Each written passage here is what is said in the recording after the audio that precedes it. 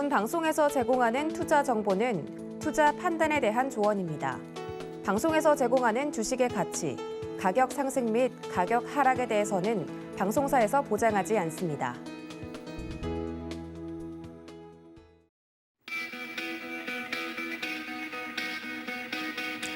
안녕하십니까. 고수익 작전 타임 진행의 도지은입니다. 간밤에 마무리가 된 뉴욕 증시부터 좀 말씀을 드려야 될 것 같습니다. 힘들었던 9월을 뒤로 하고 간밤에 뉴욕 증시 10월의 첫 거래일이었는데요. 기분 좋게 상승으로 마감이 됐습니다. 굉장히 어려웠던 한 달을 뒤로 하고 이번 10월에는 좀 글로벌 증시 전반적으로 반등세를 이어가 줄 수 있을지 자세하게 좀 검토를 해봐야 될 것 같은데요. 10월에 첫 거래일 앞두고 있습니다. 오늘 장 시작 전에 제대로 또 작전 세워볼 테니까 저희와 끝까지 함께해 주시기를 바랍니다. 자, 그렇다면 먼저 저희가 쉬는 동안 글로벌 이슈들 굉장히 많이 쏟아져 나왔는데 하나하나 짚어보도록 하겠습니다. 글로벌 이슈 짚어주실 주식회사 플래처 김덕호 대표님 전화 연결해 보도록 하겠습니다. 대표님, 안녕하십니까? 네, 반갑습니다. 네, 반갑습니다. 어제 우리 장은 휴장이었죠. 그 뉴욕 증시 마감 상황부터 좀 자세하게 짚어봐야 될 것 같은데요. 미 증시 마감 상황 살펴주신다면 예상보다 좀 큰 폭으로 올랐습니다. 어떻게 정리해 볼 수 있을까요? 네, 간밤에 미국 증시는 지난 2년 내에서 가장 큰 폭으로 상승을 했다라고 할 수 있을 정도로 역대 반발 매수가 많이 유입된 것으로 해석을 하고 있습니다. 특히 이제 3대 지수가 모두 상승을 했다는 점들이 좀 의미가 있다라고 볼 수 있을 것 같은데요. 이 부분은 이제 지금 ISM 제조업 지수가 지금 50포인트 이하로 떨어진 상황임에도 불구하고 이렇게 강세장을 보였던 이유는 영국에서의 영국에서의 감세 법안 관련된 부분들의 철회 부분을 좀 말씀드릴 것 같습니다. 최근에 이제 영국의 브렉시트 이후에 이제 영국에서는 마찬가지로 지금 역대 최악의 인플레이션 상황을 겪고 있는 상황이고요. 여기에 더불어서 실질적으로 영국 경제가 실질적으로 타격을 굉장히 많이 받다 보니까 파운드화 가치가 굉장히 많이 급락하는 현상이 나타나고 있습니다. 동떨어서 이제 에너지에 대한 의존율이 기존에 러시아 의존을 굉장히 높였던 독일 같은 경우에도 지금 유로화 가격이 굉장히 급락하게 되면서 상대적으로 유로화가 패리티가 깨지게 되는 이런 현상들이 나타나게 됐었죠. 더불어 전반적으로 시장에서는 여전히 분기 초라는 부분에서 그리고 이제 월 초 분위기를 같이 동반으로 받아가면서 강세가 나타나지 않나 해석이 됩니다. 특히 이제 장 초반부터 이제 본격적으로 상승 랠리가 시작됐다는 점들을 비춰봤을 때는 여전히 4분기에 대한 기대감들로 발생을 하고 있는 것 같고요. 특히 이제 이번 10월 같은 경우에는 이제 중국의 시진핑 주석이 또 연임이 이어지고 이후에는 다시 이제 집권 안정화가 되고 있는 상황을 좀 고려했을 때는 전반적으로 시장에서는 종전에 대한 분위기를 잡을 수 있을 가능성을 기대를 높이는 것 같습니다. 특히 이제 최근에 러시아 지역에서 이제 러시아가 본격적으로 이제 전면전 상태에서 국지전으로 전환하는 듯한 태세 전환의 모습을 보이고 있기 때문에 아무래도 시장에서는 종전 가능성 그리고 인플레이션 피크아웃과 더불어서 경기 침체에 대한 부분들을 다시 연준이 완화하기를 기대하는 모습으로 해석이 되고 있습니다. 다만 이제 연준에서는 여전히 매파적인 발언을 계속 꾸준하게 유지하고 있다는 점들에서 봤을 때 시장에서는 단기적인 어떤 변동의 가능성도 충분히 있다는 점을 감안하시면 좋을 것 같습니다. 네, 간밤에 큰 폭으로 오른 뉴욕 증시 자세하게 좀 살펴봤습니다. 하지만 이런 상승에도 불구하고 지난 9월은 굉장히 코로나19 이후 좀 초기였던 2020년 3월 이후 좀 최악의 한 달을 보냈다라는 평가가 나오고 있는데요. 자세한 글로벌 증시 지금 현 위치를 짚어봐야 될 것 같습니다. 객관적으로는 어떻습니까? 네, 우선 이제 글로벌 증시가 올해 굉장히 큰 타격을 입었습니다. 실질적으로 증시가 하락이 견인되었던 거는 지난해 말부터 이제 하반기부터 본격적으로 좀 이루어졌다고 볼 수 있을 것 같은데요. 특히 이제 2021년도 같은 경우에는 글로벌 증시가 이제 기존의 상승주 주도에서 가치주 주도로 이제 많이 변화가 됐었죠. 그러다 보니까 사실 애플이라던가 아니면 이제 테슬라 이런 관련된 기술주들이 매물이 좀 공격적으로 나왔던 시즌도 어떻게 보면은 지난 작년 2월부터 해서 매물이 나왔었고요. 이후 이제 분할을 진행하면서 다시 이제 시장에 대해서는 인플레이션 영향으로 인해서 다시 완화가 될 것이다라는 시장에서의 안도감을 찾기 위한 방안을 모색하다 보니까 또 매수세들이 공격적으로 나타나는 모습이 나왔습니다. 다만 전반적으로 이제 저평가되었던 가치주 중심으로 해서의 2021년도가 강세장이었다고 보면은 2022년도는 오히려 이제 인플레이션이 초기부터 굉장히 많은 이슈가 언급이 된 바 있습니다. 특히 이제 2021년도부터 해서 본격적으로 인플레이션이 전년 대비해서 5%를 넘기 시작한 게 불과 1년도 채 되지 않습니다. 이 말씀은 뭐냐면 최근에 이제 우크라이나 그리고 러시아 간의 전쟁이 발발하게 되면서 에너지 가격 그리고 인플레이션 가격으로 인해서 폭등할 것이라고 예상했던 인플레이션보다도 실질적으로 2021년도부터 후반기에 보기로 이제 누적이 되기 시작했던 물가 상승에 대한 압박 부분들이 올해 이제 기폭제 역할이 돼서 올해 장 초반부터 현재까지도 꾸준하게 영향을 미치고 있다고 볼 수 있겠죠. 다만 이제 이 인플레이션 관련된 부분들에서 이제 실질적으로 압박이 굉장히 커지다 보니까 이제 글로벌 증시에서 특히 이제 미국 증시 같은 경우에도 연초 대비 기준으로 말씀드리면은 다우존스가 19% 마이너스 그리고 이제 나스닥 지수 같은 경우에는 무려 31%가량 마이너스 구간에 지금 있다라는 부분을 볼 수 있을 것 같습니다. 결국은 이제 이 물가 상승에 대한 부분들로 인해서 기업에서는 실적 악화가 계속 이어질 수밖에 없고요. 물가 상승률이 특히 이제 코로나 직후에 이제 리오프닝 시즌이 되다 보니까 기존에 이제 구직을 하던 사람들도 마찬가지로 물가 상승률 때문에 기존에 다니던 직장보다 더 높은 연봉을 요구할 수밖에 없습니다. 그러다 보니까 이제 임금 상승률이 지금 현재 물가 상승률과 거의 비준해서 훨씬 더 초과해서 이제 움직이는 경우도 보이고 있는데 이 부분들은 결국 이제 기업 입장에서는 이제 두 가지 모두 이제 쌍두마차가 모두 이제 악재로 가고 있다라고 보시면 될 것 같습니다. 이제 매사 운영뿐만 아니라 이제 실질적인 매출에서도 타격이 굉장히 커질 수밖에 없다 보니까 현장에서는 아무래도 이런 가격에 대한 부분들, 상품 가격에 대한 재고 부분들을 고려할 수 있을 것 같고요. 특히 이제 상품 재고량이 많아지게 되면은 실질적으로 매출 자체가 또 급감하는 역효과가 날 수밖에 없기 때문에 인력 조정에 대한 가능성도 굉장히 높아집니다. 아무래도 이제 연준에서는 이런 강세적인 어떤 금리 인상을 계속 언급을 하고 있는 상황이다 보니까 실질적으로 이제 물가를 잡기 위한 노력들이 오히려 경기 침체 가능성이 굉장히 높다라는 부분들이 지금 시장에서의 해석이고요. 이 부분들은 이제 올해 후반기부터 해서 인플레이션 피크아웃 이후부터 본격적으로 좀 언급이 많이 되고 있는 상황입니다. 때문에 이제 지금 지난 1분기 당시 이제 지난 1월부터 3월까지 3개월간의 어떤 그 지금 미국 증시의 움직임들을 살펴보신 분들은 아시겠지만은 다우존스 지수가 4.5%가량 하락을 했었고요. S&P도 약 5%가량 그리고 나스닥이 9%가량 하락을 했었습니다. 즉 이제 이 말씀은 이제 결국 금리 인상에 대한 부분들이 이미 연초부터 어느 정도 예상이 됐던 움직임이었고 실제로 이제 5월부터 해서 본격적으로 금리 상승을 하기 시작하다 보니까 지금 현재 가장 큰 낙폭을 보였던 부분들은 대부분 기술지수밖에 없다는 점들이죠. 결론적으로 이제 이처럼 미국 증시에서는 물가를 잡기 위해서 연준이 금리를 올리면 올릴수록 이제 시장에서는 결국 안전자산에 대한 부분들, 즉 이제 현재 시장이 거품이 굉장히 많다는 부분들이 언급되면서 또 달러화라든가 아니면은 유로화, 엔화 같은 이런 금리라든가 이런 안전자산을 쳐놓은 심리가 굉장히 커질 수밖에 없고요. 최근 이제 증시에서는 이런 움직임에 좀 동향을 하듯이 이제 유틸리티 섹터가 좀 상대적으로 방어를 하고 있는 것은 사실입니다.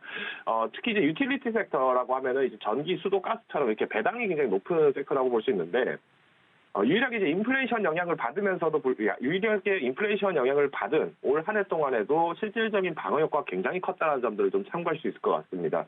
S&P 500 기준으로 말씀드리면은 유틸리티 섹터는 연초 대비했을 때 6.5%가량밖에 하락을 하지 않았고요. 특히 이제 필수 소비라든가 헬스케어 같은 경우에도 하락폭이 이제 11%가량을 머무르고 있는 상대적으로 이제 좀 견고한 움직임을 보이고 있습니다. 이 말씀은 이제 현재 증시에서는 그간의 기대를 높여왔던 종목들이 지금 많이 빠질 수밖에 없는 썰물 상태다라고 좀 보시면 될 것 같고요. 결론적으로 이제 시장에서는 이런 변동성 자체를 좁혀나가는 데 초점이 더 맞춰질 것 같습니다. 즉, 앞서서도 이제 안전자산에 대한 선호 심리가 커질 수밖에 없다라고 말씀드렸는데, 현재 시장에서도 이런 부분들의 동향을 발맞춰가고 있다는 점들이 좀 특징입니다. 요번에 이제 3분기가 마감을 하게 되면서 지난 S&P 500과 그리고 이제 뭐 러셀 지수 이런 종목들을 다 살펴보신 분들은 아시겠지만은 대형 가치주가 상대적으로 견고한 방어세를 보였다면은 오히려 대형 성장주가 가장 큰 난폭을 보였다는 것이 특징입니다. 즉 이제 지금 시장에서는 아무래도 밸류에이션 자체가 높을수록 그만큼 이제 하락 변동성이 굉장히 크기 때문에 마찬가지로 현재 시장에서는 변동성 적기기 그리고 현금 확보에 대한 부분들이 반드시 필요하다고 좀 말씀드리고 싶고요. 더불어서 이제 국내 증시로 좀 이렇게 초점을 맞춰서 말씀드린다면은 현재 이제 강달러 현상이 이뤄지면서 아시아 지역과 이머징 시장에 대한 부분들에서의 외국인들의 이탈 현상이 굉장히 좀 가속화되고 있습니다. 다만 이제 이번 10월에는 이제 앞으로 8일 뒤에 이제 금통위가 또 열릴 계획이기 때문에 이 금통위가 열리게 되면서 75pp에서 100pp 가량, 즉 이제 1%포인트까지도 인상을 하게 될 경우에는 외국인들이 조금 단기적으로나마 매수세가 좀 유입될 가능성은 있다고 봅니다. 다만 바로 11월에 또 FOMC에서 연준이 금리 인상을 또 공격적으로 할 계획이 있다는 부분이 발표가 된 바 있기 때문에 실질적으로 외국인 매수세가 꾸준하게 유입될 가능성은 좀 상대적으로 적다라는 점 참고하시면 좋을 것 같습니다. 네, 객관적인 글로벌 증시 지표, 지금 현재 어느 상황까지 왔는지 짚어봤습니다. 말씀드렸던 것처럼 지난 9월 굉장히 힘든 증시 상황이 펼쳐졌는데요. 특히 지난주 좀 살펴보면 국내 증시도 좀 좁혀서 보면요. 글로벌 긴축 후폭풍이 불어닥쳤습니다. 코스피 장중 2200선 붕괴되고 연중 최저치 찍고 굉장히 힘들었는데 그런 와중에도 외국인들이 이 태조 이방원은 순매수를 했다라는 기사를 제가 봤습니다. 최근 이 증시 흐름을 좀 보면 안보 쪽에 포커스가 맞추어진 것 같은데 이런 순환매 대비 전략을 또 알려주신다고요? 네, 그렇습니다. 이렇게 이제 시장이 굉장히 악재 영향들이 굉장히 커지면은 결국 이벤트에 초점이 맞춰질 수밖에 없고요. 특히 지금 시장에서는 경기 침체된 부분들이 우려가 커질 수밖에 없기 때문에 강력한 이벤트가 필요한 상황입니다. 그렇지만 이제 현재 시장에서는 이벤트를 만들 수 있는 의도적으로 만들어내기도 굉장히 힘든 상황이고요. 더불어서 이제 인플레이션 영향 때문에 실질적으로 기업들이 뭔가 공격적으로 투자하기에도 굉장히 꺼려지는 상황입니다. 그러다 보니까 이제 아무래도 시장에서는 가장 뜨거운 감자가 되고 있는 이런 우크라이나 전쟁에 대해서 초점이 좀 많이 맞춰진 게 아닐까 보고 있는데요. 우선 이제 우크라이나 전쟁이 발발하게 되면서 바로 직후에는 에너지랑 식료품 가격이 급등을 했습니다. 근데 현재는 이제 이런 에너지 가격, 식료품 가격을 뺀 근원 소비자 물가들로 지금 파생이 돼서 지금 파급이 되고 있고요. 그러다 보니까 전반적으로 코어 CPI를 비롯해서 PCE 지수까지도 전반적으로 상승이 견인되고 있는 상황입니다.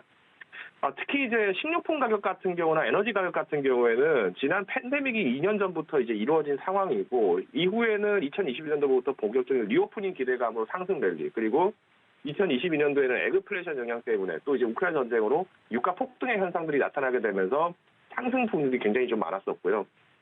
현재 이제 매물 출회가 되고 있는 부분, 매물 출회가 지금 상대적으로 지난 3월 대비했을 때 공격적으로 나오는 구간들도 사실 이제 지난 단기적으로 매매를 했던 어떤 개인 투자자들의 매물세들도 매매세들도 분명히 있겠지만은 올해 2021년도 그리고 20년도부터 본격적으로 매수를 했던 주체들이 지금 차익 매물을 내어놓고 있는 상황이기 때문에 사실상 최근에 진입을 하셨던 분들 입장이라면은 우리가 스윙을 길게 잡기는 좀 어렵다. 즉 이제 방망이를 길게 잡고 휘두르기는 어려운 시장이라고 좀 보실 수 있을 것 같습니다.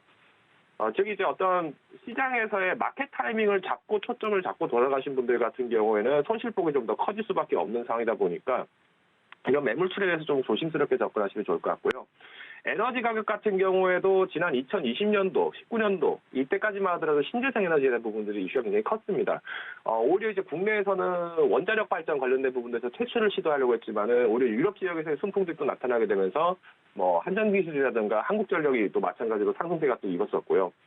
특히 이제 한국전력 같은 경우에는 이번에 이제 전기세 관련된 거에서 누진세 적용에 대해서 금액을 올릴 것이다라고 했지만은 유가 상승 때문에 이렇게 됐을 경우 또 민생 파급 효과가 또 굉장히 악재가 되다 보니까 사실 주가 타격을 좀 굉장히 많이 받고 있는 아쉬운 종목이 또 이런 한전이라고 좀 보실 수 있을 것 같습니다. 다만 이제 이처럼 에너지 가격에 대한 부분들에서의 패러다임 전환 자체가 변화가 생기는 것은 아닙니다. 물론 이제 밸류에이션 자체라든가 어떤 벨로시티, 즉 속도의 차이지 실제 방향 자체에 대해서는 여전히 유효한 부분들이 많기 때문에 신재생 섹터 같은 경우에는 우리가 좀 지표로 삼을 수 있는 종목 혹은 선물 상품이라면은 탄소 배출권 가격과 관련된 부분들 좀 보시면 좋을 것 같습니다. 최근에 이제 탄소 배출권 가격이 그래도 지난 3월 대비했을 때는 다시 또 상승 전환을 하는 모습이 좀 나타났었는데 유가 대비를 했을 때 지금 현재 각국에서는 에너지 사업, 즉 이제 발전을 위해서 석탄이라든가 아니면 화석 에너지를 만들 수밖에 없습니다. 그러다 보니까 이제 단기적으로는 이제 탄소 배출권 가격들이 좀 후퇴를 하는 경향이 보였지만은 여전히 이제 탄소 배출권 가격이 지난 2019년도 이후부터 본격적으로 가격이 형성된 이후부터는 어느 정도 안착세를 들어가고 있다는 점들이 좀 특징이고요. 결론적으로 우크라이나 전쟁이 끝나고 나면은 가장 변동성이 높았던 신재생 에너지 부분들이 다시 한번 탄생할 가능성이 충분히 있다라고 봅니다. 특히 이제 유럽 지역 같은 경우에는 러시아 지역에 대한 에너지 의존율을 좁히기 위해서 이런 사업들을 공격적으로 진행을 하고 있는 것이 크고요. 때문에 이제 우리 국내에서도 신재생 에너지 관련 종목이라고 하면은 여러 종목들이 거론이 되겠지만은 특히 이제 유럽향 지역에서의 매출 부분들을 많이 잡을 수 있는 종목이 좋다라고 판단하고 있습니다. 배터리 사업도 마찬가지로 과거 2020년도에는 생산성에 문제가 있었지만은 배터리 사업이 이제 앞으로 이제 3년기 이후에 더러워지기 시작 때문에 폐배터리 처리 관련된 부분들에서 이슈를 받을 종목들도 한 번 더 유념해서 보시면 좋을 것 같습니다. 또한 이제 안보 관련해서 좀 말씀드리면 아무래도 이제 국내 방산주 관련된 부분들인데 국내 무기 수출이 실질적으로 많이 일어나고 있고 과거 이제 소련제 제품들이 지금 많이 이제 시장에서 축출이 되고 있는 상황입니다. 그러다 보니까 이제 국산 제품들을 많이 판매가 되고 있고, 특히 뭐 K9 자주포라든가 아니면 뭐 레드백과 같은 이런 장갑차들, 이런 종목들이 관련 종목들이 좀 많이 움직이고 있다는 특징입니다.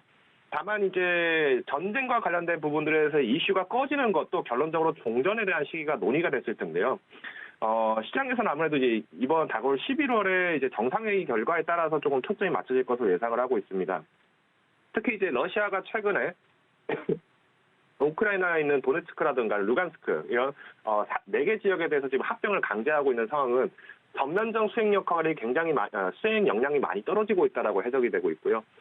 이는 결국 이제 러시아에서의 실질적인 종전 선언의 가능성도 굉장히 높아지고 있다는 점. 더불어서 중국의 시진핑 주석이 연임을 한 이후에는 본격적으로 행보들이 나타날 가능성이 크기 때문에 과거 이제 러시아와의 우호 관계를 맺었던 이런 역할들에 대해서의 비중들이 얼마나 바뀔지가 가장 핵심일 것 같습니다.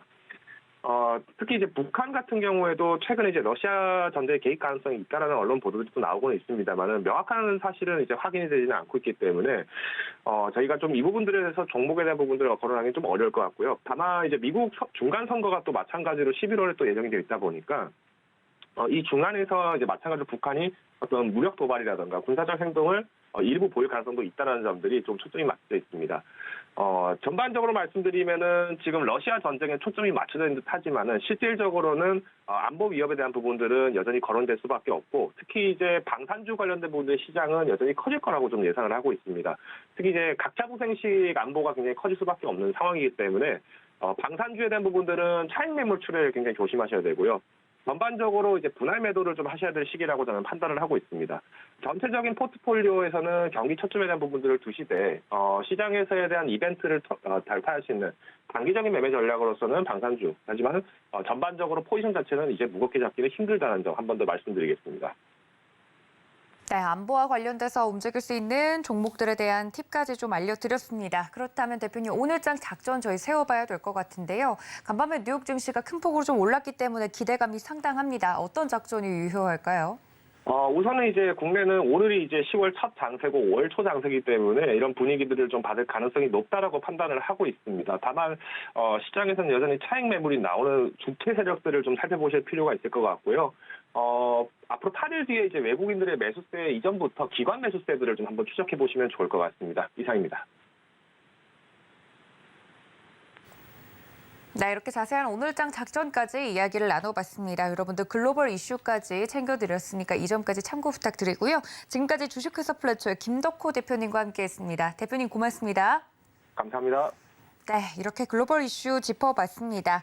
자, 그 다음으로는 국내 증시와 더불어서 여러 가지 이슈들 짚어주실 새로운 전문가님 연결해 보도록 할 텐데요. 펀스탁TV 황호준 외환시장 분석연구원님 화상으로 연결해 보도록 하겠습니다. 연구원님 안녕하십니까? 네, 안녕하세요. 황호준 외환시장 분석연구원입니다. 네, 반갑습니다. 오늘부터 이제 매주 화요일과 목요일에 저희가 장전의 이슈 우리 연구원님과 이야기를 나눠볼 텐데 시청자 여러분들께 인사 한마디 부탁드립니다. 네, 안녕하십니까. 황호준 외환시장 분석연구원입니다. 지금 시장이 많이 어렵죠, 여러분들. 역사상 유례 없는 속도의 금리 인상과 글로벌적인 이슈들로 인해서 어마어마한 혼조세를 보여주고 있는 요즘 시장입니다. 저는 외환시장을 중점적으로 보고 있는데요. 거시적 관점을 통해서 시장을 보면서 여러분들께도 시장을 폭넓게 보는 시야를 드리도록 이 자리에 나왔습니다. 잘 부탁드리겠습니다. 네, 연구원님과 함께 앞으로 화요일과 목요일 장전 작전 세워보도록 할 텐데요. 말씀해 주셨던 것처럼 굉장히 어려운 한 달 9월을 보내고 저희 연구원님을 만났습니다. 국내 증시부터 먼저 정리를 하고 앞으로 작전을 세워보면 좋을 것 같은데 지난주 국내 증시부터 좀 정리를 해보죠. 굉장히 어려웠습니다만 어떤 포인트로 정리해 볼 수 있을까요? 네, 일단 지난주 우리나라 증시를 이끌어줬던 태조 이방원 섹터들의 잠시 주춤하는 모습을 주었죠. 전일 우리나라 증시는 개천절의 영향으로 하루 쉬어가는 모습을 보여줬는데요.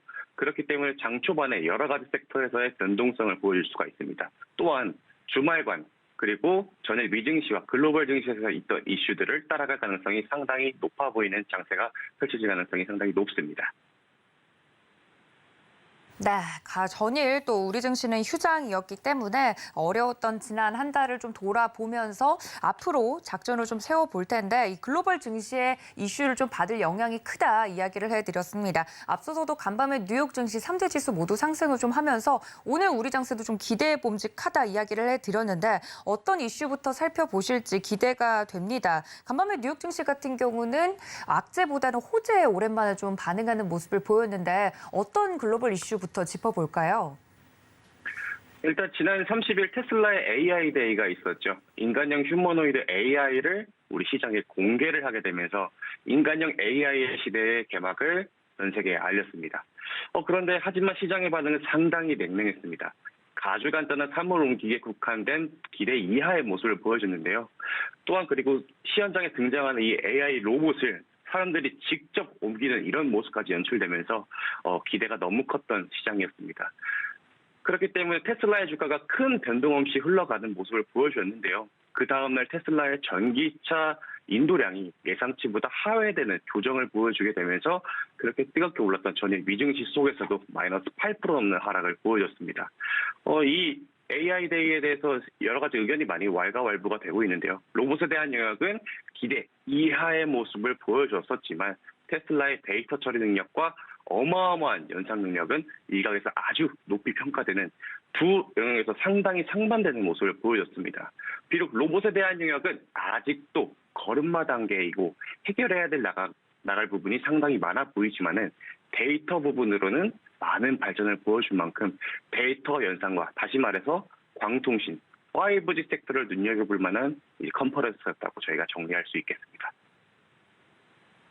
네, 테슬라의 AI 데이, 그러니까 한마디로 좀 정리를 하면 하드웨어적인 부분보다는 좀 소프트웨어적인 부분에서는 좋은 평가를 받았다 이야기를 해드렸는데요.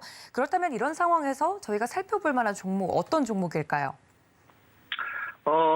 오이솔루션이라고 있습니다, 여러분들. 이 5G 광 트랜지스터를 담당하는 국내 기업으로 지난 2018년, 2025년에 어떤 일이 있었죠? 5G 주파수 경매가 상당히 핫했습니다. 그렇기 때문에 이때 당시에만 해도 8배 이상 주가의 상승을 보여줬던 저력이 있는 기업인데요. 미국에서의 주파수 경매가 끝난 지금 어느 정도 이제 인프라가 다시 형성되고 있고 그리고 고점 대비 2년 이상의 주가가 조정이 나왔던 만큼 상당히 이 주가가 안정돼가는 단계에 접어들고 있다고 평가할 수 있습니다. 또한 이번 삼성전자의 컴캐스트발 5G 통신 장비 수출 잭팟이 터지게 되면서 기대감 또한 충분하게 시장에 존재하고 있는 상황인데요. 컴캐스트는 잠깐 설명을 제가 드리자면 미국의 1위 케이블 기업으로 종업원 숫자만 해도 약 19만 명에 달하고 있습니다. 또한 오이솔루션의 창업자가 이 삼성전자의 핵심 담당 기술 연구원이었던 만큼 이번 삼성전자의 수주권에 큰 수혜를 받을 거라 생각이 되고 있는데요. 이 5G 지난 이 5G 섹터가 움직일 때는 KMW와 오이솔루션이 같이 움직이는 모습을 보여줬는데 이번에는 오이솔루션 단독으로 올라왔던 점이 또 하나의 다른 점으로 시장에서는 파악하고 있습니다. 그렇기 때문에 오이솔루션을 여러분들도 관심 있게 지켜보면 상당히 좋을 거라고 보여지고 있습니다. 네, 5G 관련주 중에서 오이솔루션 자세하게 좀 설명을 해드렸습니다. 5G 관련주들은 정말 처음 언급이 좀 됐을 때부터 많은 투자자분들 관심을 가지고 굉장히 극초반에는 좋은 상승세를 보였다가 좀 긴 기간 동안 투자자들의 마음을 좀 힘들게 했던 종목군이었는데 다시 한번 좀 볼만하다라고 이야기를 해드리면서 오늘의 종목 오이솔루션과 다른 종목들에 대한 이야기들까지 함께 곁들여 드렸으니까요. 여러분 이 점까지 참고해 주시면 좋을 것 같습니다. 자, 그렇다면 연구원님 오늘 장 저희 어떤 대응을 해보는 게 좋을까요? 네, 지난번 우리나라 증시를 뜨겁게 달구어주고 여러분들 정말 귀 아프도록 들었던 이 태조이방화 섹터의 탄력이 상당히 둔화되어 있는 지금 시장 상황입니다. 이렇다 할 뚜렷한 호재가 아니면은 단기적인 시세 분출로 끝나는 경우가 상당히 많이 있고요. 저번 주 증시만 돌아보더라도 시총이 작은 종목들의 움직임 외에는 개별 테마 이슈 장세가 상당히 많이 연출되었는데요. 대표적으로 양지사와 그리고 SK네트워크스 우 그리고 베트남 개발 원을 뽑아볼 수 있는데요. 양지사 같은 경우는 이 슈퍼개미가 이 종목에 붙었다는 이슈 하나만으로도 이유가 없이 호재 없이 그냥 올라가는 모습을 보여줬었고요. SK네트워크스 또한 이 SK네트워크스 본주와 SK넥스 우 종목의 이 주식 숫자 차이는 100배가량 차이가 납니다. 이렇게 적은 주식 숫자만으로도 상당히 많은 주가의 움직임을 보여줄 수 있는 이 시총이 작은 종목이라든지 베트남 개발 원처럼 시장에 완전하게 잊혀져 있던 종목들이 상당히 많이 움직이고 있습니다. 이 베트남 개발 원 같은 종목은 뮤추얼 펀드라는 이 부동산 개발 투자 전문 회사가 주식의 형태로 증시에 상장을 시키면서 베트남 개발에서 나오는 이 부동산 차익에 대한 거를 이 주가를 사는 주주분들에게 배당의 형식으로 지급하는 완전히 증시에서 잊혀졌던 종목인데요. 이런 종목 같은 경우에는 2018년도, 2019년도, 2020년도 매 해년마다 짧은 단기의 상승을 보여주고 있었지만은 이번 연도에는 완전히 전고점을 갱신하면서 200원 가까이 올라오는 모습을 보여주고 있습니다. 이에 따라 분명한 기대감과 가격 조정이 있는 종목들 외에는 단기적인 관점에서 접근해서 빠르게 시세 차익을 낸 후에 확실한 재료가 있고 종목들의 물량 모으기 기간으로 생각해야 되는 시간입니다. 시장에 매일 악재가 쏟아지는 와중에 호재를 마냥 기다리기에는 이 시장이 상당히 매우 어려운 상황이죠. 거대한 파도가 몰아치는 상황 속에서 파도에 이기려는 자세보다는 여러분들께서는 그 물결을 타고 유연하게 넘어가는 자세가 필요한 상황이라고 보여지고 있습니다. 네, 말씀해 주신 것처럼 종목별로 좀 빠르게 짧게 잡고 대응 전략이 좀 필요한 시기다라고 이야기를 좀 해드렸고요. 전반적으로 악재를 넘기는 것도 중요하고 호재를 마냥 기다리기보단 적극적인 좀 대응을 해주시는 게 좋겠다 이야기를 해드렸습니다. 지금까지 펀스탁TV 황호준 외환시장 분석연구원님과 함께했습니다. 연구원님 고맙습니다. 네, 감사합니다.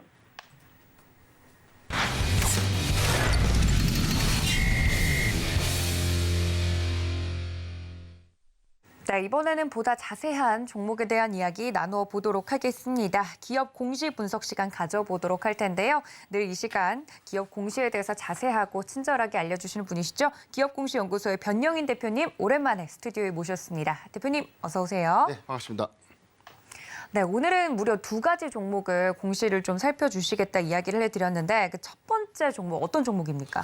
네, 카카오 지금 자회사의 상장 이슈가 좀 부각된 카카오 소식과 그리고 최근에 최대 주주 변경이 완료된 세종메디칼 두 종목 준비를 해봤는데요. 먼저 이 공시의 어떤 확정 공시 이후에 추세에 대응 변화 그리고 모멘텀의 변화 여부에 대해서 살펴보도록 하겠습니다. 네, 오늘 이 두 종목 이야기를 좀 해드리겠다 말씀을 드렸는데요. 그럼 첫 번째 종목인 카카오부터 자세하게 짚어보도록 하겠습니다. 사실 카카오는 제가 기업 개요를 설명드리기가 참 민망할 정도로 너무 많은 분들이 자세히 알고 있는 종목이라 자세하게 좀 이야기하기보다는 간략하게 좀 전달을 드려보도록 하겠습니다. 카카오는 1995년 2월에 설립이 됐고요. 1999년 11월에 코스닥 시장에 상장이 됐습니다. 2017년 7월 유가증권 시장으로 이전 상장이 완료가 되었고요. 주 사업은 굉장히 다양합니다. 커머스, 모빌리티, 페이, 게임, 뮤직, 콘텐츠 등 다양한 영역에서 수익을 창출하고 있고요. 매출 부문을 좀 보시면 플랫폼 부문이 53% 이상, 콘텐츠 부분이 46.4%로 구성이 되어 있고 국내 1위 메신저죠. 카카오톡을 중심으로 성장해 나가고 있는 기업입니다. 카카오는 카카오 모빌리티, 카카오 페이의 투자를 통해서 사업 다각화와 카카오 엔터테인먼트와 카카오 피코마를 통해 콘텐츠 사업에 대한 역량 또한 강화하고 있습니다.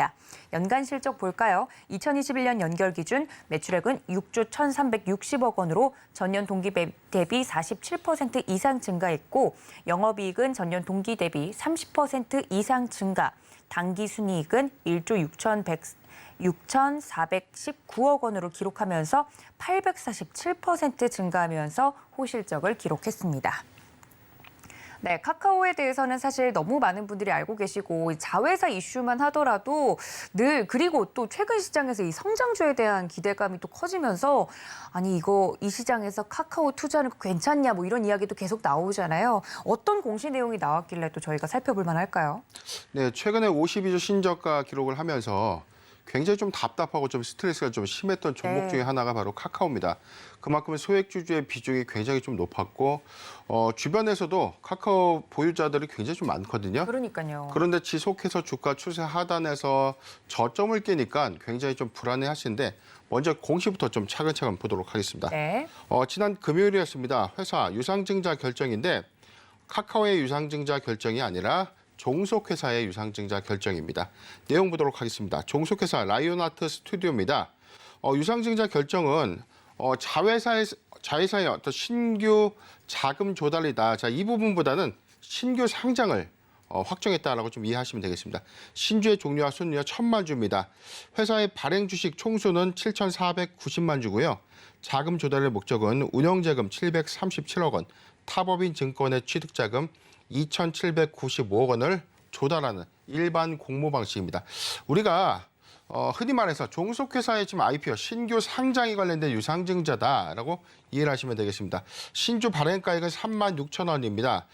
일반 공모 예정일은요, 11월 7일부터 8일간 청약 양일간 진행될 예정입니다. 대표 주관사는요, 한국투자증권, JP모건 주식회사입니다. 하단 내용을 좀 보면 본 공시는 당사의 종속회사인 라이온하트 스튜디오의 코스닥 시장 상장을 위한 유상증자 결정에 공시로서 2022년 9월 30일에 제출한 증권신고서 기재 내용을 참고해 주시기 바란다. 즉 카카오 게임즈의 자회사죠. 카카오의 자회사인 카카오 게임즈의 또한 자회사인 라이온하트 스튜디오의 신규 상장인데 11월 7일부터 11월 8일 양일간 청약이 진행되면서 상장이 본격화됐다라고 밝히는 공시입니다. 네, 이렇게 카카오가 또 자회사인 이 기업에 대해서 IPO 초읽기에 들어갔다라는 이야기가 계속 나오고 있는 건데 카카오 같은 경우는 이 내수 시장에서 이런 식으로 좀 여러 가지 사업을 다각화하는데 이미 투자자들은 익숙하잖아요. 이러한 공시 내용이 어떤 체크 포인트로서 사업 모멘텀이 될지 개인적으로 궁금한데 왜 그런 이야기가 있잖아요. 이렇게 카카오가 여러 가지 확장하다 보면 좀 한계에 부딪히지 않냐라는 걱정 어린 소리도 좀 들어본 적이 있는데 어떻게 보십니까? 그렇죠. 두 가지 측면이에요. 성장성 관점에서는 연간 30%대 성장을 좀 지속하고 있고 영업이익률은 한 32%, 30% 이상을 좀 보유하고 있기 때문에 성장성 관점에서는 이견이 없어요. 정말 앞으로의 성장세가 꾸준할 것이다. 플랫폼의 확장세는 예상이 되고 있는데 다만 왜 주가는 좀 빠집니까? 왜 주가 좀 반대로 갑니까? 이 부분이 좀 굉장히 중요한 부분이거든요. 그렇죠. 바로 모회사인 이 모회사 디스카운터, 모회사의 가치가 할인되는 어떤 이슈. 자회사를 쪼개서 상장한다는 관점. 카카오 게임즈의 주력 영업이익의 60% 이상을 차지하고 있는 라이온하트의 상장 이슈는 사실상 카카오 게임즈 또한 카카오 그룹의 전반적인 어떤 가치를 희석시킨다. 자, 이 우려감들이 시장에 좀 반영되고 있다. 최근에 미국의 어떤 강도 높은 긴축 정책으로 인해서 미국도 역시 빅테크주를 좀 중심으로 한 가격 하락폭이 좀 커지고 있거든요. 네. 그런데 우리 증시의 폭에서는 뭐 네이버와 카카오 양 종목들을 우리가 좀 비교 대상을 좀 보고 있는데 오히려 유독 카카오가 좀 더 심화되고 있는 이유는 바로 모회사의 어떤 상장 디스카운트 이슈가 좀 반영된 것 아닌가. 최근 8월 18일자 공시를 좀 보도록 할게요. 좀 이 공시를 좀 보면 최근에 주가 하락의 어떤 이 이슈로 좀 작용됐었던 카카오의 카카오 모빌리티 매각에 관련된 이슈. 즉 카카오 모빌리티를 매각하겠다. 매각하고 난 이후에 카카오는 2대 주주로서 지위만 유지하겠다라고 밝히면서 이 역시 주가의 어떤 하락을 좀 주도했던 주 원인이었는데 8월 18일 최종적으로 이를 중단하기로 좀 결정을 한 바 있었습니다. 카카오의 카카오 모빌리티에 관련된 이 보도, 풍문 또는 보도에 대한 해명에 대해서 6월 15일자 카카오의 몸값 8조 5천억 원 규모의 알짜 모빌리티 매각 초강수에 대한 해명 공시에 대해서 매각을 검토하고 있다, 2대 주주 전환을 검토하고 있다라고 좀 밝혔는데 최종적으로 주주 구성을 검토해 왔으나 이를 중단하기로 결정했다. 자, 이 부분에 대해서는 카카오에 그래도 2022년도 하반기 또는 2023년도 상반기에 카카오 모빌리티 상장 이슈가 한 번 더 부각이 된다면 카카오 관점에서는 추세 전환의 어떤 신호점이 아닌가 판단을 해봤습니다. 즉 양날의 검이에요. 지금 라이온하트의 상장은 카카오 게임즈의 이 모회사 디스카운트 이슈로 인해서 가치를 좀 더 희석시킨다. 자, 이 관점에 대한 우려감들은 있지만 네. 최근의 주가의 흐름들을 좀 우리가 좀 짐작해봤을 때는 부분적인 선반영이 좀 충분히 있었다라고 좀 판단을 해보고요. 카카오의 또 다른 그럼 추세 전환점은 무엇인가? 저는 카카오 모빌리티 상장 이슈에 한 번 더 카카오 그룹 쪽 동반 추세 전환 가능성이 좀 있다. 이 점을 참고했으면 좋겠습니다. 최근에 오늘부터 국정감사가 또 시작을 하고 있습니다. 네. 국정감사에서 사실상 이 플랫폼 규제에 관련된 법안들에 대해서 꾸준하게 이야기들이 좀 나오고 있고 관련된 이슈가 지난번 국감에서도 부각된 이후에 카카오 내부에서 모빌리티의 매각을 좀 검토했었던 만큼 이번 국감에서의 어떤 이 카카오 관련된 어떤 이슈도 한 차례 더 주가의 어떤 이 모멘텀으로 좀 작용되지 않을까. 영향은 좀 있을 것이다. 그런데 지금 최근에 낙폭이 너무 심화됐기 때문에 네. 영향은 좀 제한적이지 않겠나 판단을 해봤습니다. 네, 사실 이러한 자회사 상장 이슈, 특히 이게 카카오와 관련된 내용이라면 양날의 검으로 투자자들에게 느껴질 수 있을 텐데 우리 대표님은 지금 카카오의 상황이나 남은 이슈들을 좀 봤을 때 긍정적으로 풀이될 가능성이 좀 더 높지 않나 이야기를 해드렸습니다. 그렇다면 지금 주가가 굉장히 많이 빠져 있는 상황이기 때문에 개인 투자자분들은 이거 어떡하나, 이거 손절도 못하고 이러고 계실 텐데 추후 약간 주가적인 측면에서 저희가 전략을 세워본다면 가격선 어떻게 설정하는 게 좋겠습니까? 네, 굉장히 좀 고통스러운 구간이 맞아요. 왜냐하면 지금 사실 일본 구간에서도 지금 저점이었죠. 9월 30일 5만 5천 원 신저가 기록한 이후에 오늘 사실상 기술적 반등에 의해서 소폭 좀 반등은 좀 예상되고 있는데 네. 카카오의 경우에는 지금 실적적인 어떤 훼손, 모멘텀의 훼손 관점은 아니다. 플랫폼의 어떤 확장성을 우리가 좀 고려했을 때 2023년도 이후 저는 향후 한 5년 이상간은 성장세는 좀 유지되지 않을까 좀 판단을 해봤는데 사실상 상장 이후에 회사의 어떤 평가이익 가치는 좀 반영은 좀 됐지만 모회사 디스카운트 할인 이슈가 주가 가치의 어떤 시성 요인으로 작용됐다. 근데 여기서 얼마만큼의 추가적인 어떤 이 자회사 상장 이슈가 부각된다고 해서 카카오가 여기서 연 저점을 더 깬다. 저는 그렇게 보고 있지는 않습니다. 지금 고점 상태에서 지난해 6월 24일이었죠. 17만 3천 원대 형성됐던 주가 부분이 지금 사실상 저점의 구간, 일본 구간에서는 오히려 지금 최근 구간보다도 오히려 시작 지점보다도 더 낙폭이 좀 심화된 흐름들을 좀 보여주고 있다는 것이죠. 오히려 저는 낙폭 과대 구간 매수 유효하다. 저는 이렇게 보고 있는데 추세 구간에서는 지금 5만 9천 원대를 좀 이탈됐기 때문에 하향 구간은 맞습니다. 그렇다면 5만 5천 원을 좀 지지해 준다면 5만 5천 원 지지 구간 하에서 5만 5천 원에서 5만 8천 원, 5만 5천 원에서 5만 8천 원 구간은 포트 비중 10%의 분할 매수 의견을 좀 제시해드리고 네. 여기서 저점을 깬다고 해서 더 사도 좋습니까? 좀 많이 문의를 좀 해주시는데 일단은 뭐 실적적인 관점에서 훼손은 아니다. 상장 이슈가 사실상 이 지분 가치 희석 요인으로 좀 작용은 했지만 저는 그럼에도 불구하고 낙폭은 좀 더 심화되지 않았나 의견을 제시해 드리겠습니다. 네, 이 카카오 최근 개인 투자자분들의 걱정 어린 소리가 여기까지 들려오고 있습니다만 이 성장주로서 네이버와 카카오 직격탄을 좀 받았었죠. 오늘 첫 번째 종목으로 카카오에 대한 공시 살펴드리면서 이후 주가 전략까지 좀 세워드렸으니까 오늘 장 초반에 또 카카오와 네이버가 어느 정도까지 좀 반등을 해줄지 체크를 해보면서 장전 전략까지 종목에 대한 전략 자세히 세워봤습니다. 이 점까지 체크해 주시면 좋을 것 같고요. 자, 저희 두 번째 종목 넘어가 보도록 하겠습니다. 앞서 설명해드린 것처럼 세종 메디칼 오늘 살펴주시겠다고 이야기를 해드렸는데 기업 개요부터 설명을 좀 드려보도록 하겠습니다. 세종 메디칼 같은 경우 2010년 8월에 설비돼서요. 2018년 5월 코스닥 시장에 상장을 했습니다. 주 사업 부문 보시면 의료기기 제조 및 판매를 영위하고 있고 특히 이 복강경 수술용 기구를 포함한 일회용 투관침, 일회용 수동식 의료용 개창기구 등 각 종류별 다양한 규격과 모델을 보유 중이라고 합니다. 세종 메디칼은 병원 또는 대리점 등 수요처에 이를 납품해서 매출을 도출하고 있고요. 기존의 대리점을 통한 영업 외에 마케팅 대상을 통한 새로운 영업 루트를 개척해 내가고 있다고 합니다. 매출 포지션 보시면 트로카 40%, 그리고 랩백은 21.7%, 랩싱글 14.1%, 기타는 24% 정도로 구분이 되어 있고요. 연간 실적 보도록 하겠습니다. 2021년 연결 기준 매출액은 180억 원으로 전년 동기 대비 19.3% 증가했고요.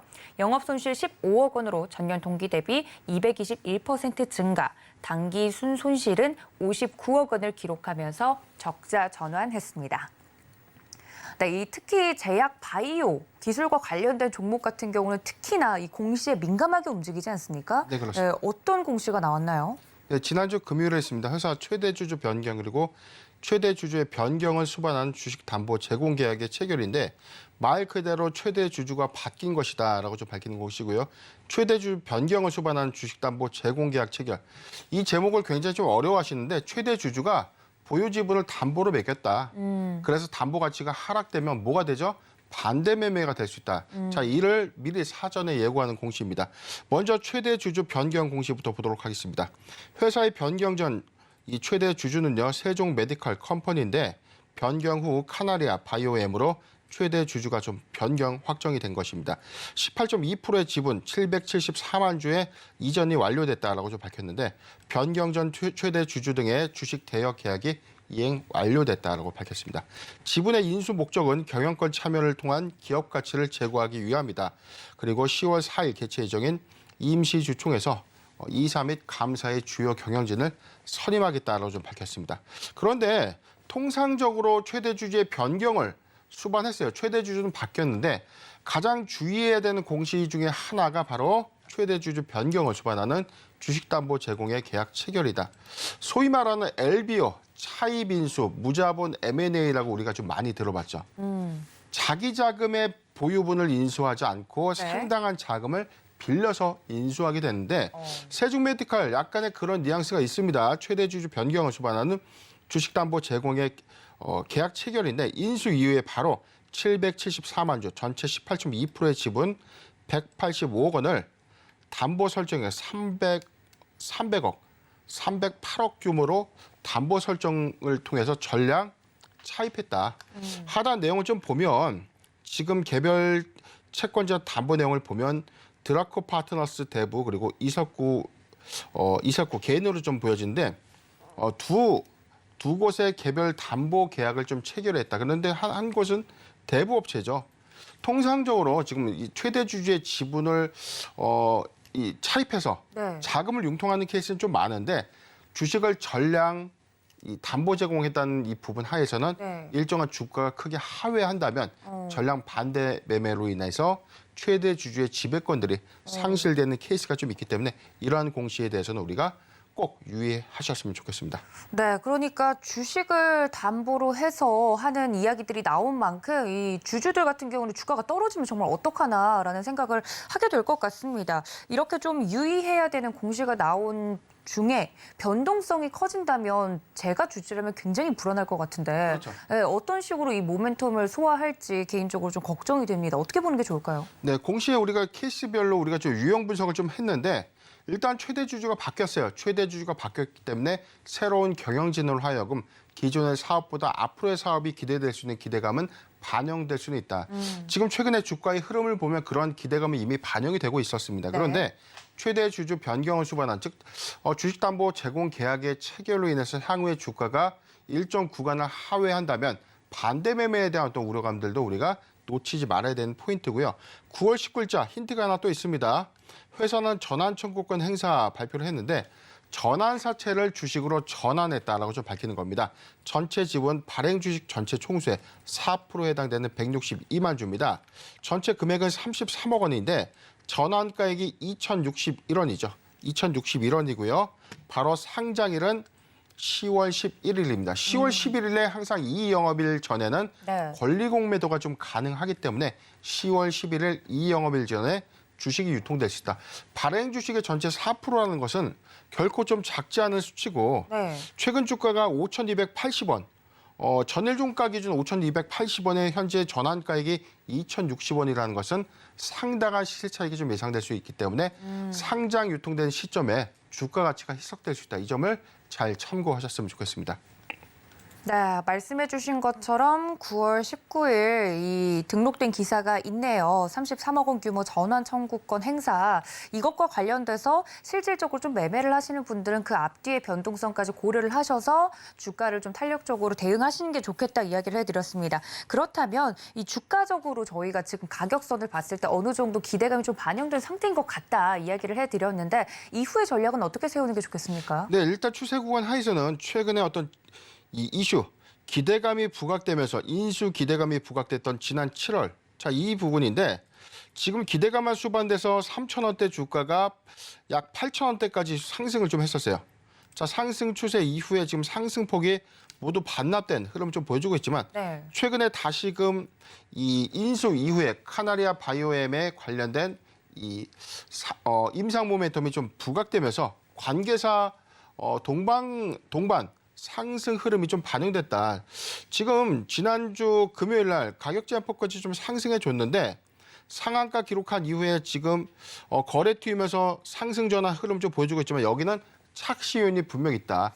첫 번째 리스크 관점에서는 10월 11일 상장 예정인 발행 주식 전체 총수의 4%에 해당되는 전환 주식의 어떤 출현 부분. 자, 이 부분이 시세 차익이 본격화될 경우에 주가 가치가 좀 희석될 수 있고요. 두 번째, 일정한 하락 구간 하에서도 로스컷이라고 하죠. 이 최대 주주의 담보 제공 가액을 하회할 경우에 주식의 반대 매매 이슈가 좀 있기 때문에 전 추세 대응 구간에서 이 구간입니다. 4,000원이 이탈된다면 저는 4,000원이 이탈된다면 비중을 좀 전량 좀 축소하는 것이 좀 맞지 않겠는가. 신규적 매수 관점에서는 다소 좀 리스크하다. 현재 추세 매매 구간은 좀 아닙니다. 리스크 관점에서 선제적 대응을 위해서는 보유자 관점에서 4,000원이 이탈되지 않는다면 보유, 4,000원이 이탈된다면 전량 비중을 정리할 것을 의견 제시해 드리겠습니다. 네, 오늘의 두 번째 종목 세종메디칼 자세하게 주가 전략까지 설명을 좀 드렸습니다. 가격선까지 제시를 해드리면서 전략 챙겨드렸으니까 여러분들 이 점까지 참고해 주시면 좋을 것 같고요. 공시에 대해서 늘 이 시간 변영희 대표님과 함께하면서 여러 가지 팁들 알려드리고 있으니까 종목에 대해서 공부를 더 하고 싶다 하시는 분들은 장전에 저희와 함께해 주시면 좋을 것 같습니다. 자, 그렇다면 대표님 저희 오늘장 오랜만에 이제 개장을 또 앞두고 있기 때문에 저희는 10월에 첫 거래를 맞이하지 않습니까? 연초 그러니까 월초 효과를 좀 노려보면 좋지 않을까 하는 생각이 드는데 어떤 작전이 오늘은 유효할까요? 우선 저 미국 증시 저희 뭐 황금 연휴 기간 안에 뭐 다우존스와 나스닥, S&P 지금 2%대 급등이 좀 나와줬기 때문에 네. 시장은 9월에 어떤 공포장을 지나서 10월의 첫째 주장이죠. 지금 기대감이 좀 다소 수반될 수 있다. 연준의 강도 높은 긴축으로 인해서 10월에도 오히려 변동성이 좀 클 것이다라는 어떤 예고들이 좀 나오고 있지만 저는 네. 9월보다 다소 양호한 10월 흐름을 좀 예측을 해보고 있습니다. 일단 10월 14일 국내 금통위에서 빅스텝을 단행하게 된다면 한국과 미국의 금리 격차가 좀 다시 역전되는 한국이 우위를 보이게 된다면 외인 자금의 이탈이 상당수 좀 이렇게 안정화되지 않을까. 환율의 안정화도 부분적으로 좀 이뤄내질 수 있고 9월 CPI 지수죠. 9월의 소비자 물가 지수, 9월의 생산자 물가 지수의 어떤 폭을 가늠해 볼 때 8월 예상보다는 그래도 9월이 조금 더 둔화된 흐름을 좀 보여주지 않을까. 이 지표는 사실상 연준의 금리 인상 기조를 좀 완화시킬 수 있는 어떤 작용 수단으로 저는 지표가 사실상 8월보다는 9월이 소비자 물가 지수의 어떤 확연한 완화폭이 좀 있을 것이다 예상하고 있기 때문에 네. 9월보다는 10월 장세를 좀 기대해도 좋다라고 의견 정리해 드리겠습니다. 네, 10월장 이제 첫 개장을 또 앞두고 있기 때문에 자세한 내용에 대해서 저희가 오늘 개장에 어떻게 좀 전략을 짜가면 좋을지 이렇게 의견까지 좀 구해봤습니다. 지금까지 기업공시연구소의 변영인 대표님과 함께했습니다. 대표님 고맙습니다. 네, 저희가 장전 전략 모두 세워드렸습니다. 본 방송에서 제공해드린 정보는 투자 판단에 대한 조언일 뿐 해당 주식의 가치나 수익률을 보장하고 있지 않다는 점까지 알려드리면서 저희는 장중에 다시 인사드리겠습니다. 시청해주신 여러분 고맙습니다.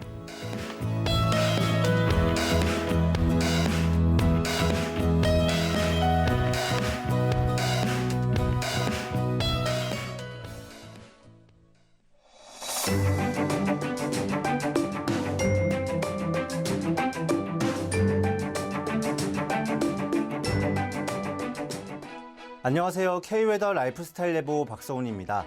강한 비구름대가 북서쪽에서 남동쪽으로 이동하고 있습니다. 이에 따라 충청 북부와 강원 영서 남부, 그리고 경북 남부와 경상 남부, 제주도에는 오늘 5에서 40mm의 비가 내릴 것으로 예상됩니다. 또 충청 남부와 전라도, 경북 남부, 강원 영동 지역에는 20에서 60, 많은 곳은 80mm 이상 비가 내리겠습니다. 비가 내리는 동안 충청권 남부와 전라권을 중심으로 돌풍과 벼락을 동반한 시간당 30mm 내외의 강한 비가 내리는 지역이 있으므로 비 피해 없도록 유의하시기 바랍니다. 충청 북부와 강원 영서 남부에 내리는 비는 아침에 그치겠고 충청 남부와 전북 지역에는 낮까지 비가 내리겠습니다. 한편 전라남도에는 아침부터 비가 내리기 시작해 낮까지 오겠고 경상도에는 아침부터 비가 내리기 시작해 오후에 그치겠습니다. 한편 강원 영동 지역에는 저녁까지 비가 계속 내릴 것으로 예상됩니다. 다음은 자세한 지역별 오늘 기온입니다. 중부지방 아침인 지금 서울 18도, 청주와 춘천 21도 보이고 있습니다. 한낮 최고 기온은 서울 19도로 큰 차이 없겠고 청주와 춘천도 22도가 되겠습니다. 동해안 지방 아침에 속초와 강릉 19도를 보이고 있습니다. 한낮에도 20도 안팎의 기온을 보이겠습니다. 남부지방 대구와 부산 24도, 광주는 25도로 아침을 시작하고 있습니다. 한낮에는 기온이 같거나 오히려 기온이 떨어져 부산과 대구는 24도 보이겠고 광주는 22도가 되겠습니다. 서해와 남해는 비가 내린 후 개겠고 동해는 흐리고 비가 내리겠습니다. 물결은 전해상 4m 이상으로 매우 거세게 일겠습니다. 당분간 흐린 날씨가 이어지겠습니다. 내일 강원 영동은 비가 내린 후 개겠고 모레는 남부지방을 중심으로 비가 내리겠습니다. 기온도 큰 폭으로 떨어지겠습니다. 날씨였습니다.